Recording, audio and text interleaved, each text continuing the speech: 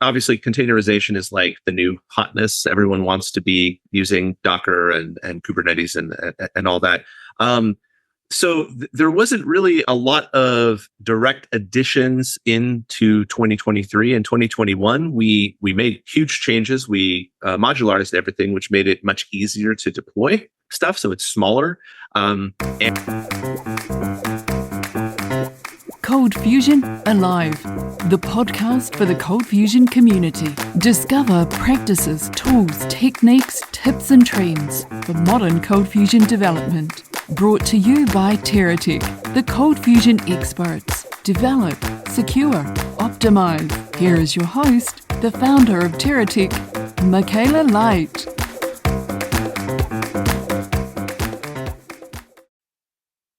Welcome back to the show. I'm here with Mark Takata. Whoa, did I make a mincemeat of your name there? Nearly.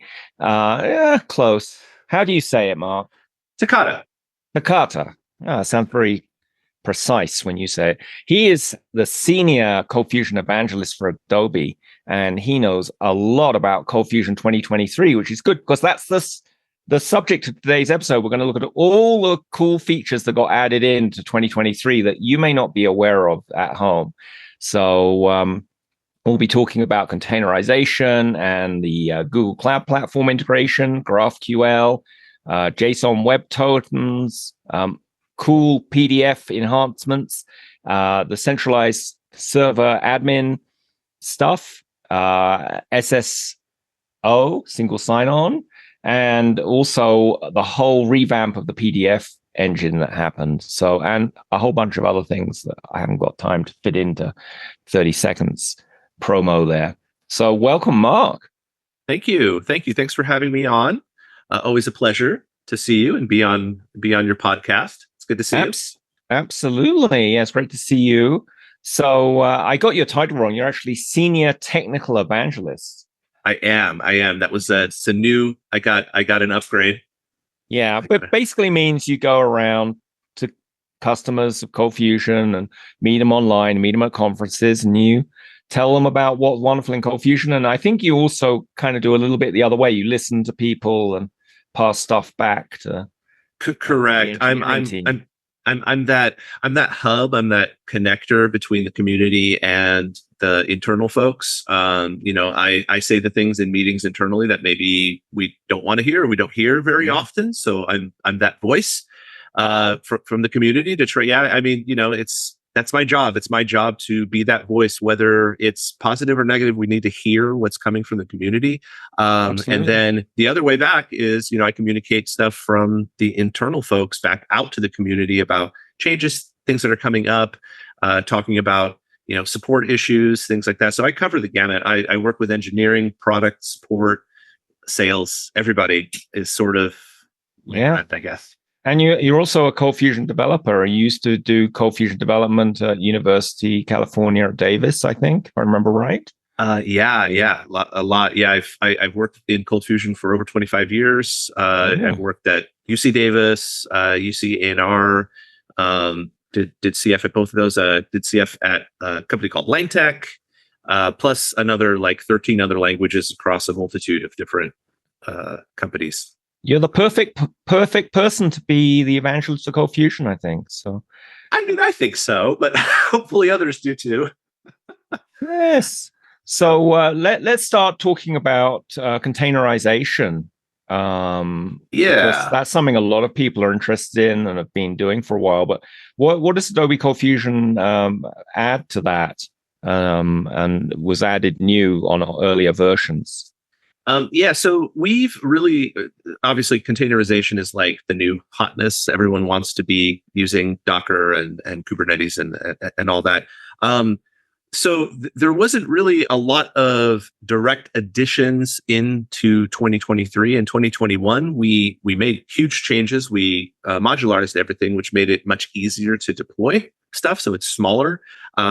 And in 23, we've just stabilized a lot of that stuff. We've continued to keep the sizes small. Now, Performance has been a question that came up, and containerization is usually the reason why people ask it, because often you're spinning up a container from cold, right? Especially if you're using something like Cloud Run where it's stateless, you're starting from 0 and need to get to 100 in a few milliseconds. And the performance between 2021 and 2023 have not changed, which is in some ways good, because 21 was pretty fast. 23 has not gotten slower. Often as you add more features, things get slower.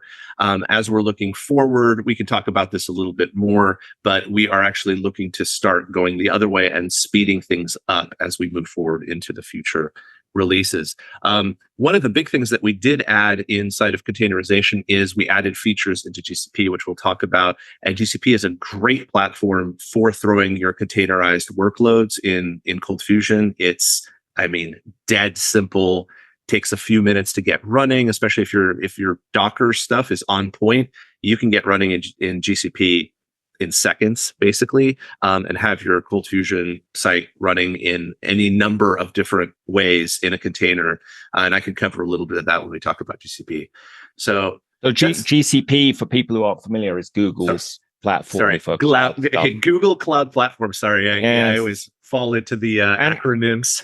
Yeah, no worries. I'm here to help elucidate any acronyms that slip out. You're my translator. Yes. And for those watching on video, Mark is really coming to us from the current year and not the 1980s, which is his little background of a television tube. He's not stuck in the 1980s or 50s, I think, even. Yeah. Television. That's my wardrobe is definitely stuck in the 80s. But there you go. Yeah. And then I think most people listening probably know what a container is and why you'd want to do it. But maybe we should explain that a container is a virtual machine. It's a lightweight virtual machine that separates out whatever language you're running in it. And you can do things. You mentioned Kubernetes. That's a way to automatically, they call it orchestration, that you spin up new containers or close them down as you need them. So instead of having actual physical hardware that you have to build, you can have a virtual machine come up in a second or a few seconds, depending on what's going on inside it. Yeah, just to clarify, it's even lighter than what would normally be or traditionally be called a VM. So VMs can run in a number of places in the cloud, and they often include the full operating system. You would log in and do all that. This strips it even lighter and just gives you the very, very few things that you need to run. And you pretty much will put it together, assemble it, package it, and then ship it in the state that it's in to whatever platform you're moving on, whether that's Google or Azure or Oracle or AWS. Many other container cloud providers. DigitalOcean comes to mind, and DO. DO's big. Yeah, it's funny. A lot of people talk about the three big clouds. It's like, no, there's tons of clouds. There's tons of big clouds too. There's other people, especially Oracle has been vastly growing. It's been outgrowing the other clouds by several factors of size. So it's good. We have an episode on Oracle coming up. And Scott Strohs is going to talk about that, his experience there. But it's great. And you can also run containers locally on your own laptop if you want to. Yeah. So, and many people use that benefit because once you've set up the server in a container, you can then save that image and pass it around the development team or set it up on a staging cloud container. That's actually a really good point. A good friend of mine at Agricultural and Natural Resources, which is a University of California in Davis, California, their entire development team all runs in local Docker because it allows them to have a repeatable, pre-set up, perfectly orchestrated setup that he can just, if somebody's laptop gets, in the toilet or gets run over by a bus, he could just put a new one and it's, a few minutes and it's running again exactly the right way. And then that entire setup is mirrored in their production so that they can just ship it through CI/CD and they're off to the races. They don't have to worry about oh, wait, my, this part was not set up the right way or some of the folders are wrong or whatever. No, it's all set up ahead of time. So it's a really beautiful way of doing development. without having to, without hardware headaches. It isolates you from the hardware without adding a lot of overhead to it. And absolutely. The other benefit I've seen is if you're doing, you need to run different versions of ColdFusion because you're migrating from. Yeah. Like, I don't know if I should even say this, but this last month we had a client who was on CF5 and then wanted to get to CF 2023. And yeah, we're not going to put a server up with CF5, but we did a container with CF5 to get it running, and so and command box is great for this kind of stuff. So yeah, and I have to say I am thrilled to know that even back in CF5, which is not too many versions ahead of when I first started doing all this many years ago, that it'll still spin up and it'll still run in environments. And absolutely. It still will no, it was a good better. version. CF5. Damian Cooper was in charge of the QA team at Adobe back then, and he kind of cracked the whip to make sure there were not a lot of bugs in that version. And that was the final version. ColdFusion was written in C, I think. Yeah. Right. Now, of course, ColdFusion is written in Java, and it emits Java code. So exactly.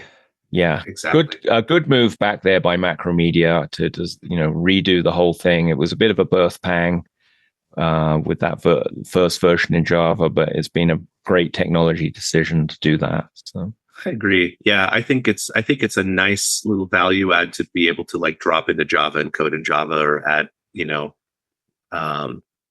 jars from external vendors and just be able to use those in there. I see it used in an infinite number of ways amongst the customers. It makes absolutely it really like flexible.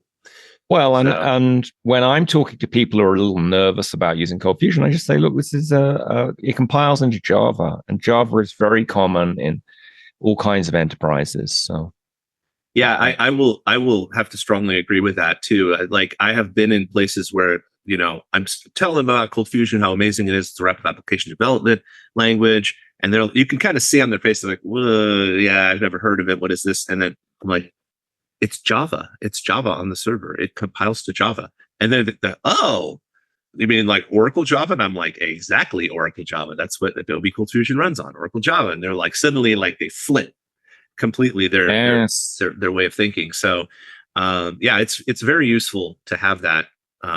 Now, does it actually mean anything compared to the other languages? Is it any better than Node or whatever? I don't know. I don't necessarily think so. I mean, you get value add from all of the different languages, right? All different way of doing things. Right. They all have strengths. They all have weaknesses. But sometimes when you're talking to that CIO, when you're talking about those folks who maybe they want to hear the name, right? They want to know who to call when something breaks. Yeah, and it could run on other Java engines. The runtime engine doesn't have to be Oracle's Java, or it could be totally true. One of the half a dozen or more different flavors of Java engines, and it doesn't have to run on Windows. It can run on Linux or any other. I think Brad Wood once got it running on a Raspberry Pi, which was pretty impressive. He did, which I am still to this day astounded by. My current project, which we'll see, I'm trying to get it running by DC, which is in April. Do you know what a Steam Deck is? Are you familiar with a Steam Deck? Name sounds familiar, but I can't think what it is. Tell us what it is. So there's a gaming ecosystem called Steam, and it's a little handheld gaming device, basically, that you can play games on, and it runs Linux. And so I bought one, and of course, immediately hacked into it and got to the developer screen and tried running ColdFusion on it because it's Linux. So I figured I could get it running. I almost have it. Like, there's just a couple of things, but once I get it running on there, I'm definitely going to do a whole presentation on it, because it's just silly. I mean, no one's going to run ColdFusion on their Steam Deck, but it's just fun to show, demonstrate it. I think Brad did get something useful running on a Raspberry Pi, and I know there was another, I forget who it was, but they got a server monitor thing running where it would ping all their different services, and it would display, how Raspberry Pis have that row of LED, the light, they call it, there's a word, well, they don't, the lights aren't built in, but they have pins that you can stick LEDs on. And so he made a cute printed thing, and he stuck the LEDs on, and you could see how all the servers were doing, and it was just running on this Raspberry Pi. And because a Raspberry Pi is only like $30 or whatever they guess these days, it's they're super cheap. Nothing to have. So I think it's 35 with Wi-Fi. Oh wow! I don't know if I can afford Wi-Fi with that. Get detailed show notes on today's episode in your free CF Alive Modern ColdFusion Guide at teratech.com. That is teratech.com. Viva la CF Alive Revolution!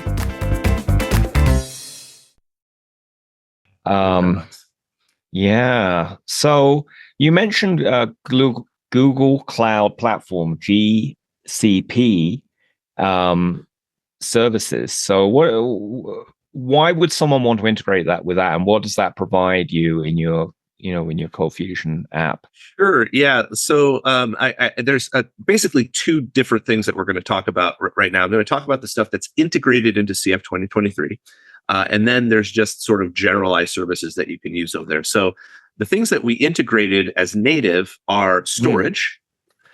So if you want to put your code up, images, you want to create a CDN, whatever you want, So this is Google's flavor of S3 that Amazon has, right? Yeah, or Blob on Azure. Yeah, this is they call them buckets, which is cute. I guess it's kind of adorable. And they have all levels they have like 4 different layers of immediate storage, nearline, offline, and cold, or something like that. So depending how you want to pay for it, how quickly you need to access it, you can have different layers. So we've got access to the online version built in, which is 99.9% of people use that to pull down images and things. You can use Nearline for things like documents, but you can also use the other one. Depends how often you're hitting it. And a lot of times, if you've got documents that you need to hit, you kind of want them available. You don't want to wait for the server to spin up. So we added that, and it's everything that you would imagine you'd need, right? So it's you can do versioning with documents, which is actually kind of nice. It does it on the server. You don't have to copy versions and then track that. It's all built in.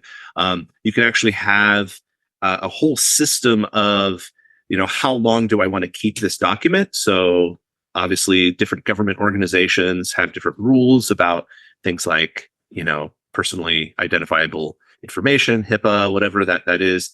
So you can actually set that as rules, and the system will, delete things after a certain amount of time based on those legal rules that you set up for it. Yeah, really nice. Keeps it clean. Keeps it clean. Keeps you when that audit comes. Yes, compliant. You'll be in compliance. So all of that is kind of built in on the server side of it. The next thing we added, which is always really hard to explain to people, is something called PubSub. And PubSub is similar to SQS, SNS. It's a messaging system. But whenever I say messaging, they're like, oh, it's like Slack or ICQ, if you remember ICQ, right? Or it's like, no, it's not people messaging. It's application messaging. It's one application sending a very robust message to another application that's listening for it, subscribing to it. The best demo that I've ever seen anybody talk about is if let's say you want to go to a really big event, right? Down where you live, there's a band coming that you love. I don't know what band you would be into, but Pearl Jam, or I don't know. I don't know what you listen to. I have no idea. And there's only 10,000 tickets, but there's 100,000 people that want to go. How would you design an application that could take 100,000 people hitting it and then fairly divvy up that 1,000 available tickets, right? You need to not take down your server, because imagine if you just had an API, that API would immediately get overwhelmed and killed, right? You'd spike your CPU and be gone. So what this does is it allows you to offload each of those. When each request comes in, that message gets a place in line, and it gets sent off to be waited on to process. And then it comes around, and then the subscriber sits there and goes through each of them. And as it goes through each of them, it then can process it. So you can process, maybe you process 1,000 plus another 500 that are in line, but they're like alternates or something like that. And you kind of keep them in there in case someone says, oh, never mind, I don't want to buy it, or they wait too long and the ticket comes out. So this actually was done for the very first time at a conference called BlizzCon, their second year. So you might have heard of Blizzard. They make a lot of very popular games, Diablo, Overwatch, World of Warcraft.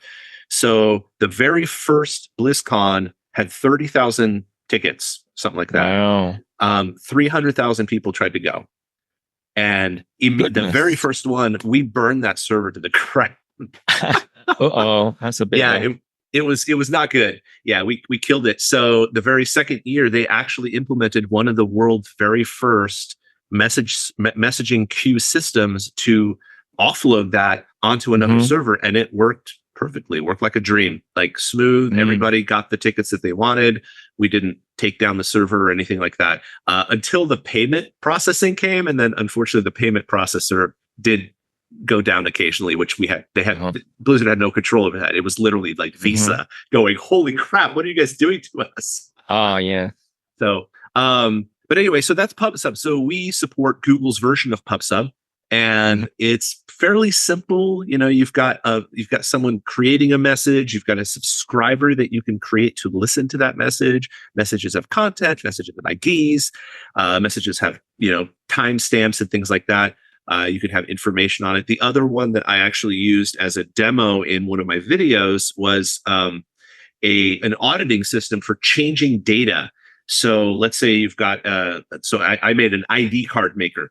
And whenever you edited data, that edit, the contents of it, would get shot over to another database that was completely separate from this one that would audit the change that was done, since ID cards need to be sort of watched, right? You want to make sure someone's not like changing their name to, I don't know, to Mark Takata, trying to get into the Adobe conference. I know, right? Don't get any ideas. I see you going, I totally do that. Yeah. Maybe cut my hair. But the messages are secure. You can't you can't. Correct. They're on the same server. It's not like sending an email where it might go off somewhere and be intercepted. Correct. And I think they're encrypted at rest and in sending them. So that was the second one. And then the third thing that we have a native integration for is something called Firestore, which is a vector database, basically, or a document database.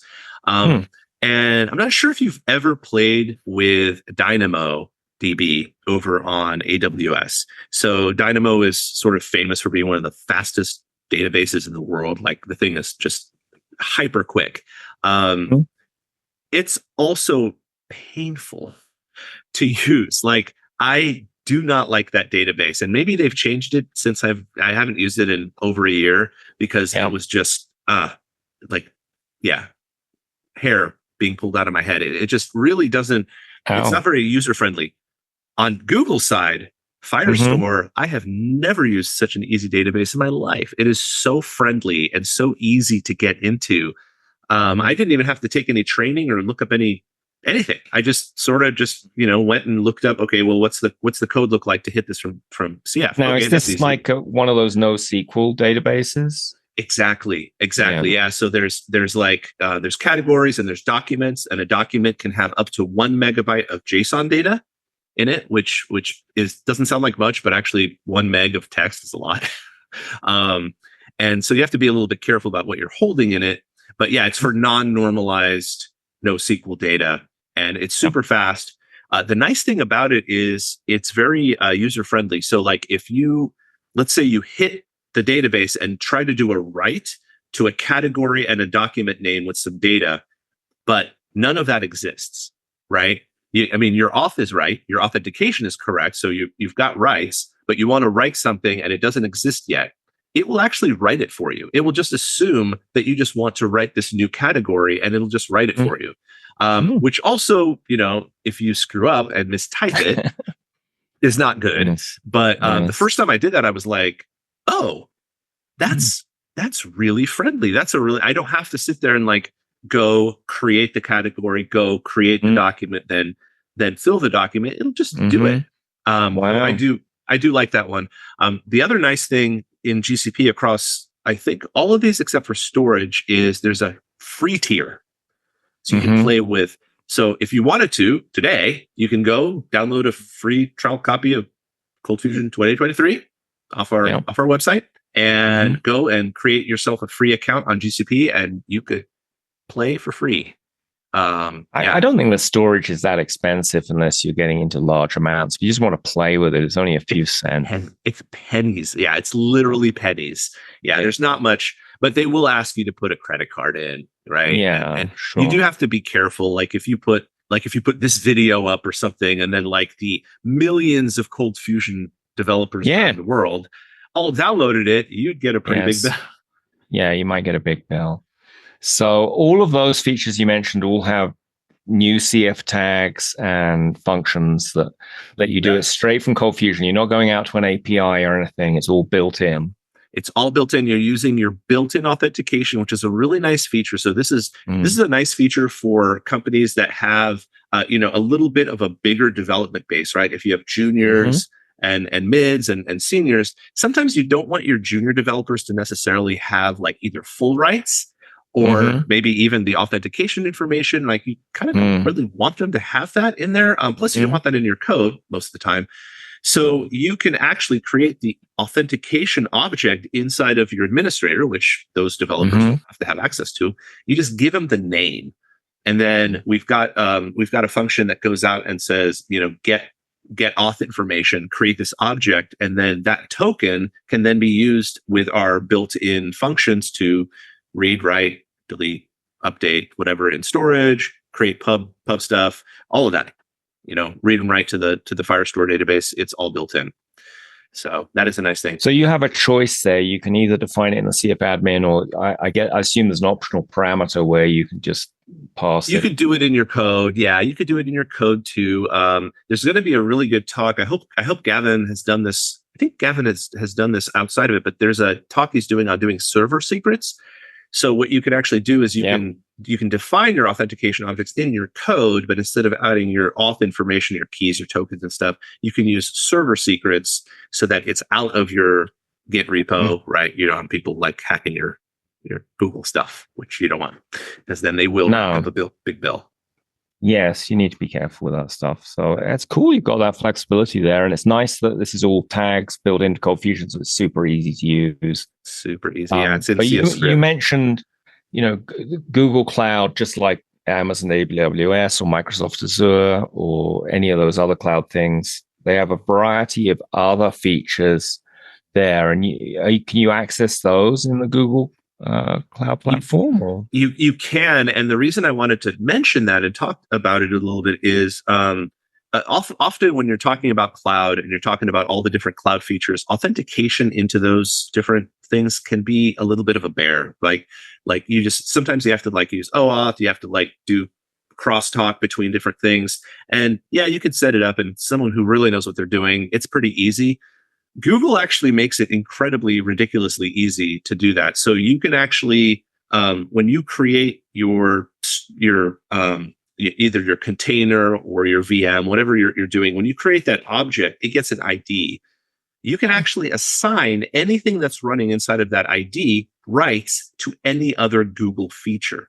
So as long as it's running inside of that particular context, you've got rights to do whatever the heck you want in your other things, because they're all linked to the same account.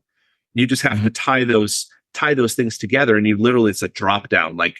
You can do this, you're allowed to do this, and you're off to the races. You don't have to tie things in with external authentication methods or any of that. The reason why that's good and easy is because a lot of people are wanting to use AI. And they have a really, really robust AI ecosystem at Google. Everybody talks about Gemini. Everybody talks about Bard, which are cool. But they have 48 models that you can use of various features, various costs. And that's something people don't really think when they're thinking, we're going to create an AI startup. And I asked them, well, what are you going to use? Oh, we're thinking of using Gemini. And I'm like, whoa, where are you getting all your money, right? Gemini is literally the most expensive one. And it's the best, but sometimes you're just identifying a woodchuck on a picture. You don't need Gemini to identify whether there's a woodchuck in your picture, right? You can use, one of the other things that literally costs a tenth or a hundredth as much for the same amount of tokens. So they give you that opportunity, that choice. And when you're running ColdFusion inside of GCP, you can tie into any of those 48 really, really easily. Wow. You can even do multiple ones. So let's say you generate your content with one of the expensive ones, and then maybe you check it with a cheaper one just to make sure that, grammar is okay, that sort of thing is fine. Like, you can do that. And it ends up being cheaper than using just one model to do everything. Plus, you might want images. You might want to do like sound. You might want to have it read it off so that you actually have, for people who need it read to them, right? You could do all of that through their stuff. So yeah, and all of those are used. You would use CF HTTP to hit them as APIs. So the power of ColdFusion to tie into like literally any endpoint is on display here. And it's pretty darn easy if you're running in the same context. If you're not, then you actually have to like figure out how to authenticate in. And it's doable, and I've done it. But it was a little bit like pulling teeth when I did it last time, depending on which model you were using. Some of them were easy. Some of it's just you generate a token and you just pass the token and then you're off to the races. Some of them required you to actually like make an OAuth connection and do that and keep lives and things like that. So I was like, okay, yeah, I get that. Yeah, it's weird. You think it would be more? What are some of the other popular features in Google Cloud Platform? You mentioned AI, and you've already got built in the store, document storage and so they one of the big ones that people use is like SQL databases. So a variety of SQL databases from Microsoft SQL to MySQL. I think you can host. So if you're more of like a traditional database developer where you're wanting to do like normalized SQL databases, you can host them in there and gain access to them. You can do things like you can use a variety of tools for caching. So like I think they have a Redis. I believe they have their own built-in load balancing systems. They have logging. So they're pretty full featured. The difference that I find between Google and say like AWS is AWS will have 20 or 30 versions of the thing that are all very slightly different from each other. But like the thing you want is probably in there. You just have to figure out which one it is and how to use it.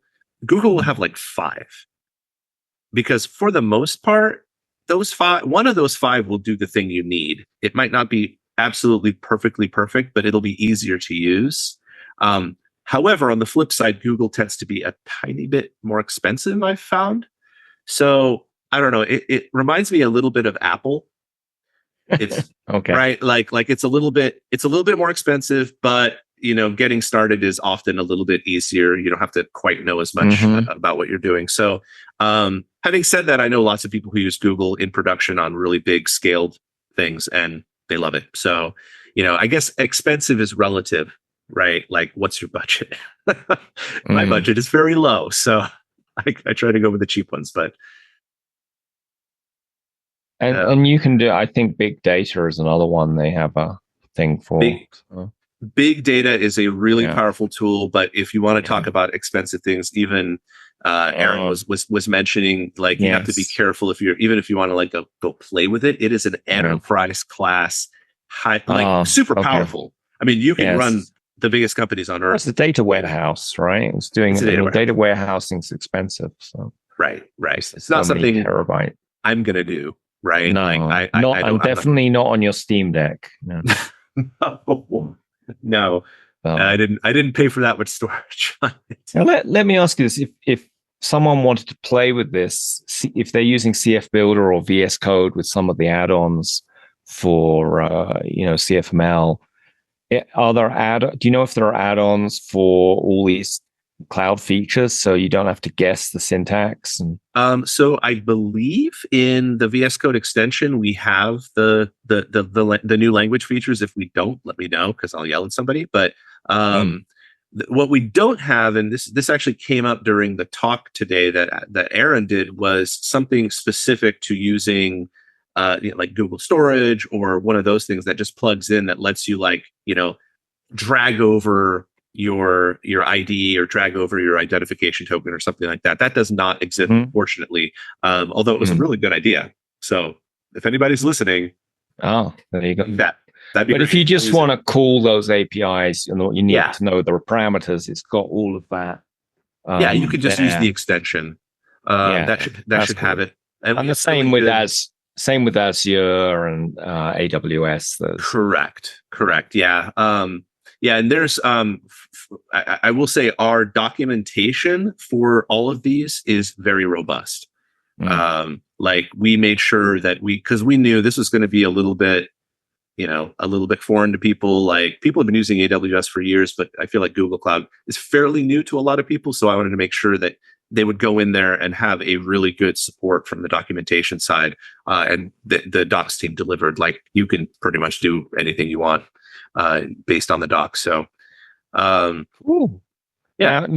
we've been talking about AWS and Azure. Does ColdFusion integrate with those? I sort of feel it did in 2021, but maybe I'm misremembering. They do, yeah. So we cover AWS and Azure. We cover storage and messaging on both of them. We also have a NoSQL database in AWS that we support directly. We also support MongoDB running in Azure, but we don't support Cosmos directly, which is their version of Mongo. And I'm not sure exactly why that is, but that was always a question I had. Like, why didn't we do that? Because it's literally like a Mongo with a little bit of frosting on it. It's really all it is. It's just running in Azure. So it has like Azure authentication layers and things like that. Like you should be able to do that. So maybe that's so three most popular cloud platforms: Azure, AWS, and Google Cloud. Which is not to say that you couldn't run ColdFusion in any of the other clouds, especially if you're running it as a containerized workload. I have seen it run on DigitalOcean. I've seen it run inside of Oracle Cloud. Really, any place that is running some kind of containerization that you could drop your CF server onto, almost certainly will work. And if it doesn't, let me know, because we want to make sure that, especially for that type of stuff. And we are also certified on a number of different Linuxes out there, and we're trying to add to that as we go along. But there's, it's like JavaScript frameworks. There's like a million Linuxes out there. There seem to be quite a few. Yeah, everyone wants their own little flavor, their own little funny name. So at the end of the day, they're all pretty much, like we hit the big ones, obviously. We hit like Red Hat. Now, for those key features like storage and message queues, is the one CF tag that deals with storage, and it works with any cloud provider that you support, the three main ones? Right. So are there different tags for each one? How does that work? Yeah. So there's something called multi-cloud. Thank you for mentioning that. So way back when we first introduced multi-cloud, I think in 2018, the idea had been that we would create one tag to rule them all, since I know you're way into Lord of the Rings. Yes. One tag to rule them all for all of the different cloud stuff. And so like, no matter what cloud you were in, you could use the same syntax, the same nomenclature, and you could use storage. You could use the same tags and same nomenclature and do, messaging or whatever. Unfortunately, cloud went this way, that way, and soon became so complex that we were unable to do that for all of them. A great example there is like DynamoDB and Firestore are so different from each other, even though they're both NoSQL databases, they're both vector databases.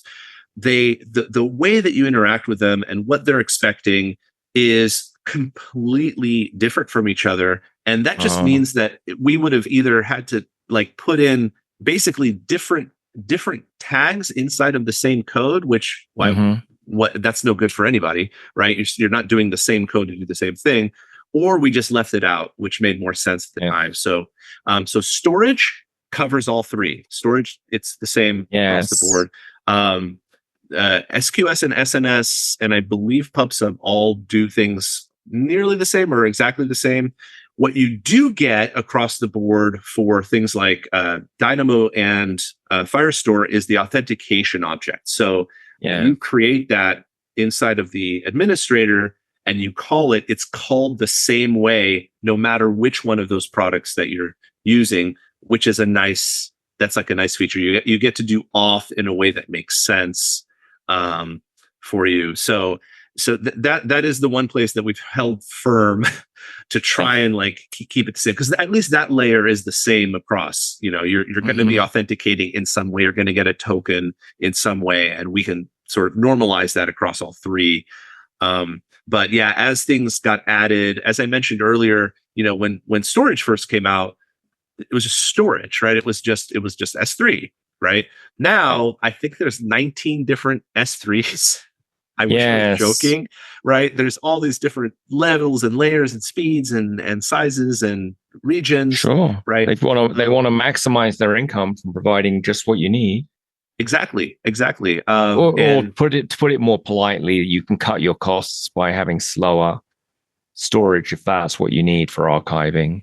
Or even if you do it across, because some of the storage types have the ability to mirror them across multiple regions. So if you need to harden your stuff, you can use that storage type, and you can be sure if lightning bolt hits the southwestern U.S. and levels it, your stuff in the Pacific Northwest will still be okay.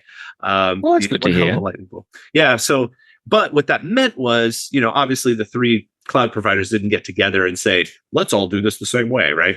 No. Of course not. They had different things. And so we just said, okay, we're going to cover the use cases of the majority of our customers, because at the end of the day, like the majority of our customers are just doing sort of the same things. They've got images, they have documents, they're storing those, they need to get them back.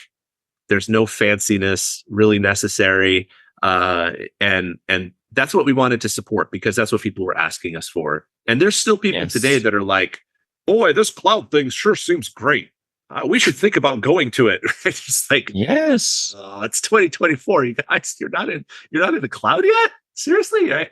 So not everyone is in the cloud, They're not, and they don't have to be. And I've talked to companies who have made really good cases for not being in the cloud. Yeah. And I honestly, I tried to fight back against them, but they won. They had the numbers. It would have cost them 10 times amount. Wow. Yeah. But they own the land that their stuff is on. Their electricity is cheap. Like all of these things kind of. Yes. Now, if that facility gets hit by a meteor, they're kind of screwed. But you have information I don't have about things happening this year. I mean, you mentioned lightning taking out the whole southeast and northeast, and then it's only February somewhere else. Pretend I didn't say anything. It's only February. We'll wind back the show, yeah. But it is good to have at least a disaster recovery plan if your server goes down. I mean, the advantage of cloud is it's very, you could save the image. It's easy to spin it back up. Right. If you're lucky, it only takes you a few minutes to get it back. Exactly. But you can also do what you're saying, where you can spread it out geographically. And that also affects performance, because if you've got customers in Europe and customers in the United States or Asia, you can have it more local to them. So there's some benefits to that. There's an entire thing called edge computing that covers regional speed increases. Covers edge cases. Yeah. It does cover edge cases, but no, it lets you be closer to your users. Exactly. And Cloudflare do a whole bunch of features on that. We should have someone talk about that, because Ray Camden, famous CF, he doesn't do so much CF these days, but he does do a bit. And he did a whole blog thing about running these little local processing, whatever they call them, workers, I think they call them. Worker, yep. Oh, yeah, and it speeds it up. So anyway, let's get back to Adobe ColdFusion 2023. Yeah. GraphQL, I think you added a bunch of stuff for that, but maybe we better explain what the heck GraphQL is, because some people have told me they thought that was just a Facebook thing and they shouldn't care. Yeah, no, that's a really good point. So GraphQL is a fantastic story, and I'm gonna talk about it, and maybe you can cut this part out if it's boring. No, we'll keep you interesting. I've got a meteor coming to land near you soon that will keep you fully focused. Excellent. Yes. Don't have it land on my car. I'm still paying it off. So Facebook, it did come from Facebook, actually. So that part of the story is true. Originally, Facebook had a problem, and that was that they were spending way too much money on bandwidth. And the problem was, if you're familiar with like how a REST API works, often REST APIs do one thing really, really well. They get some data based on an ID or maybe like a range of things, but they're not really good at filtering complex data sets back. And that's what Facebook has. If you look at their homepage, you have all kinds of crazy interlocking data that is showing. You have images, you have stories, you have comments, you have likes, you have this, and the other thing. And so what was happening was they just were not able to keep up with the RESTful interfaces in a way that didn't over return on every single return. Now, if you or I have a little bit of over return on our REST API, maybe it costs us 5 cents a year. I don't know. Like, I mean, you less than I, because your website is actually very, very popular. But like for me, like nobody goes to my website. So after this episode, they're going to be flocking to it. That's true. We'll have to put that on there. But for Facebook, it was literally tens of millions of dollars of wasted bandwidth, and it was getting worse. And so their technical management went to their engineers and said, we need a solution for this. You guys need to fix this, please, because this is only getting worse. We have no way to solve it. Please make it work. And the engineers kind of got together and came up with nothing. They couldn't figure out a good way to do it, because anytime you start to make complexities inside of RESTful APIs, the maintenance goes out the window, right? And then you just end up with this total garbage pile of APIs with no documentation. It sucks. So like I think one or two people in the company got this idea of saying, well, what if we could query that endpoint, right? Like, what if we could do, instead of just saying like, give me what you're going to give me with maybe a little bit of filtering, what if I could send a query in and get exactly what I want?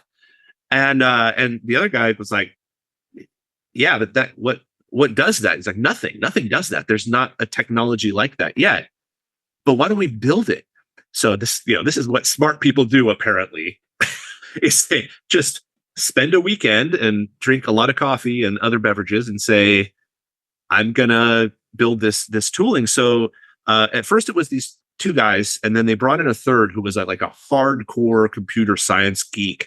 And that person really brought just a lot of tightness to the performance. And they built this thing internally, tried it out, and it was wonderful. Everybody loved it. It cut their over returns by 99% or something crazy like that.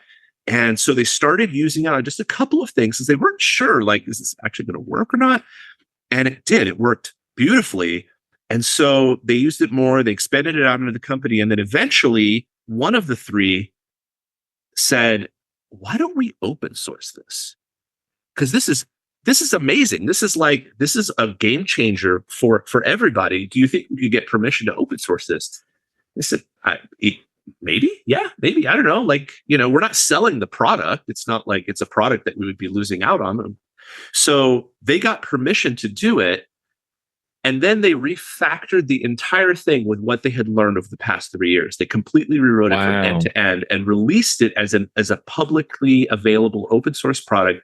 And they started a foundation called the GraphQL Foundation, which is now out there. They're the ones in charge of the actual product. And it's available to anyone to use. It's used by some of the biggest companies in the world. Like their company list is somewhere in the range of $1 trillion or something of revenue. Like it's the big companies use it.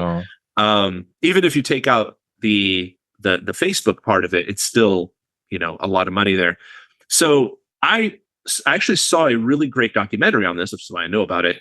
And I saw this long before I joined Adobe, and I'd always thought this is something we should think about supporting. And in fact, when I interviewed for my role here 3+ years ago, one of the things that I mentioned in my interview was that I wanted to do this.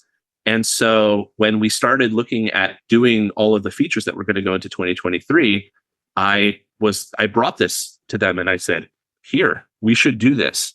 And they said, cool. Well, who's using it? And I said, like 5 companies. And they're like, no. And I'm like, no. Look who the companies are. And then, when we checked, it was 15 companies. And now it's like 30 or 40, several years later or more. But it was a chance for us to do something that we really hadn't done in a really long time, which was to be ahead of the curve. Because it was clear to me, and I think it's pretty clear to the industry, this is the way that people will probably be doing a lot of their querying into the future. It just works better. And to give you an idea of, at a very simple level, what GraphQL is, instead of making a RESTful endpoint and passing in maybe an ID or a parameter or something into it, you send the endpoint a JSON file with the structure and the information, the query information of what you want returned. So the structure of your query looks exactly like the structure of your return, which that's never been done. Like, think about SQL, right? SQL looks nothing like what you get back. The structure of your SQL doesn't look like your return. But here it just makes, like, the first time I saw it, I went, this just makes sense. This is just brilliantly simple. Like, that it's going to be like this because that's what you sent in and it returns it back. The hard part of it, which is not in ColdFusion yet, but is coming hopefully in 2025, is so we support reading in GraphQL. If you have a GraphQL endpoint, which there's a lot of them out there, a lot of people have opened up their stuff. GitHub is one of them.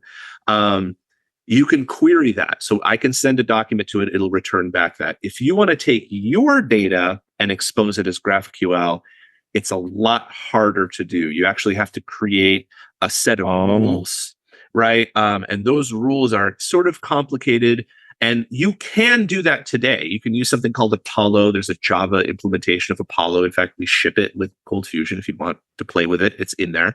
But you would have to manually go in and create all of the rule sets for it and expose it that way. So I didn't want to do that. I felt like if you're going to use ColdFusion, it should be easier. It should basically democratize the process of creating your endpoints, just like CF Query made querying databases easy as, falling off a log.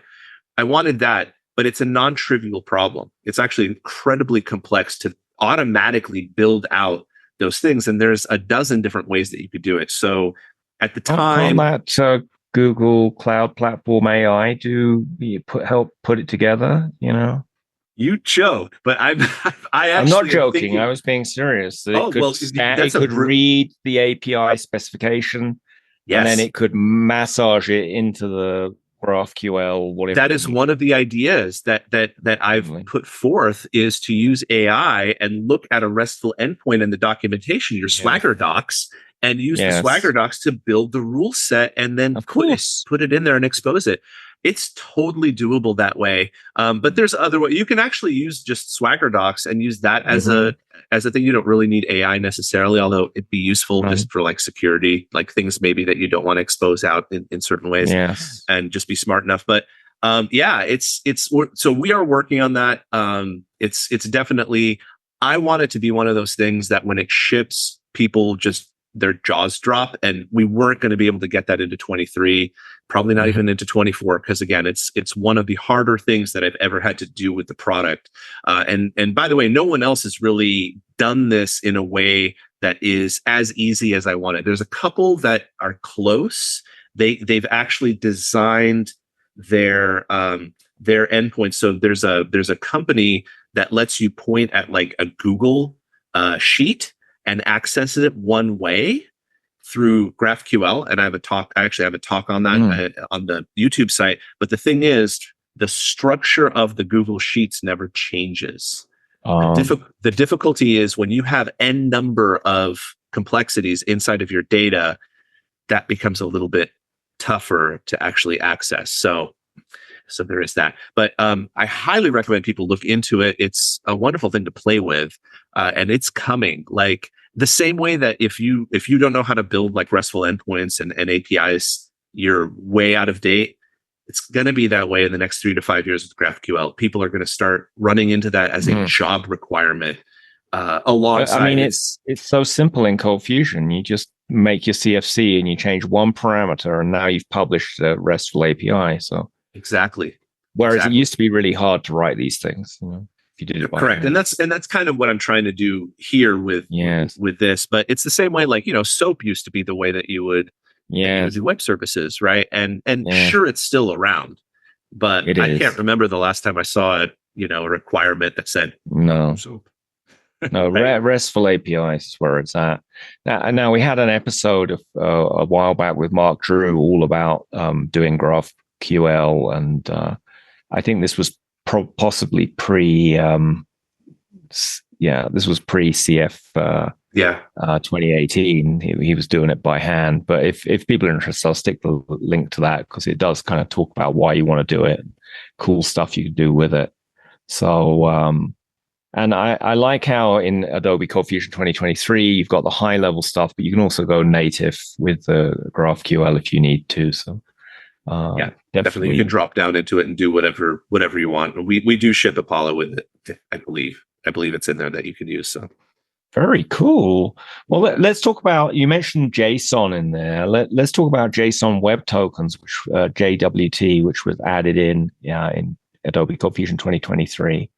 Yeah, this is what is, first of all, JSON. I think most people listening probably know what JSON is. It's kind of like, what's JSON? Oh, so JSON is it's an object that contains some string representations of data, usually ID value or some sort of identifier value, key value pair types of things. So it's a structured text, basically. It's a structured text, exactly. Very structured, and it's JavaScript object notation is what it stands for, which was spacing out in my brain there.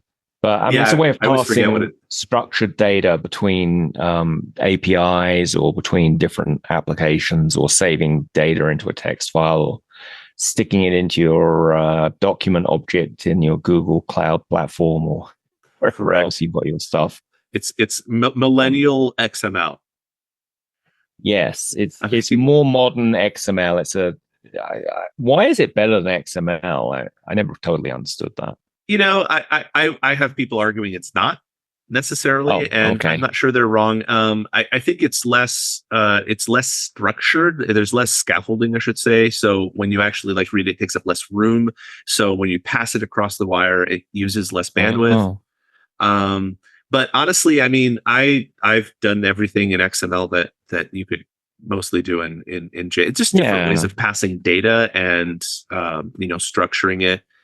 So it doesn't. So and in fact, it's very analogous to a strut in ColdFusion, right? It's basically exactly the same. You've got nested, whatever you call them, attributes, I guess.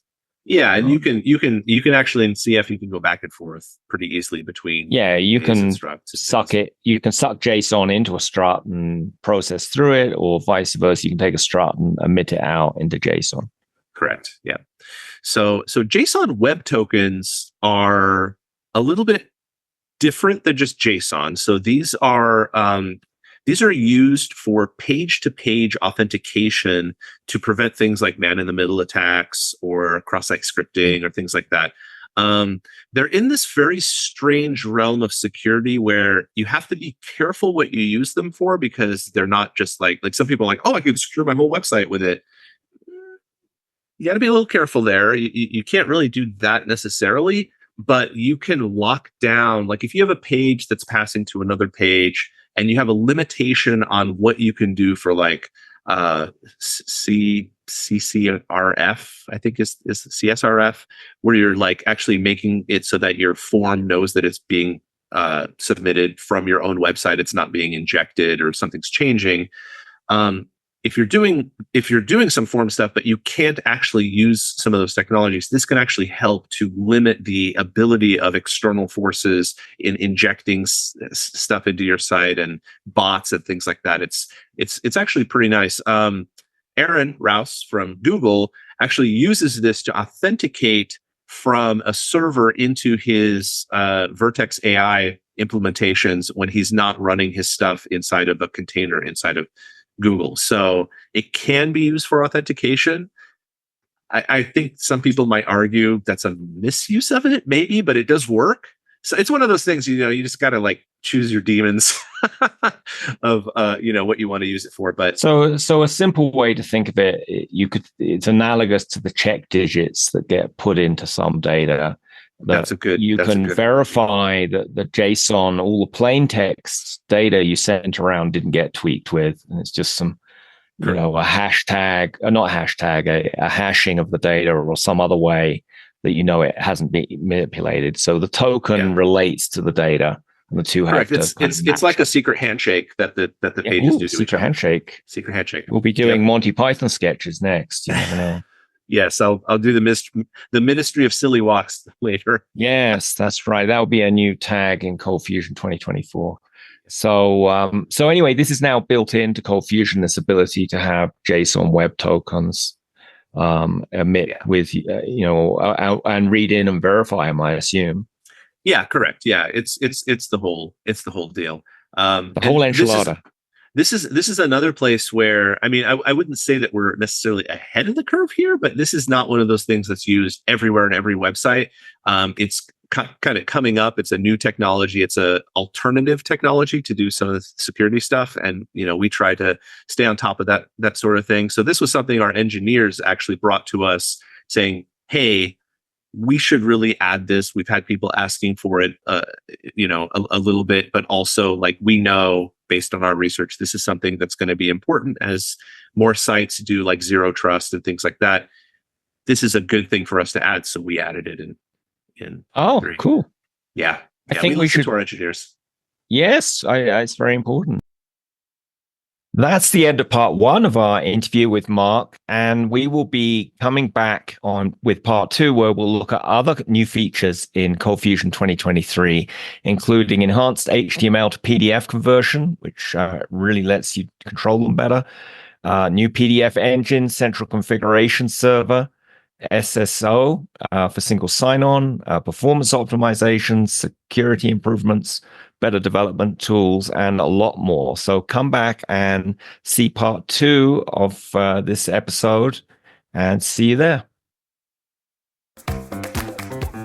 This podcast is brought to you by TerraTech, the ColdFusion experts.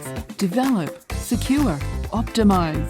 Get detailed show notes on today's episode and your free CF Alive Modern ColdFusion Guide at terratech.com. That is TERATECH.com. And now back to today's show.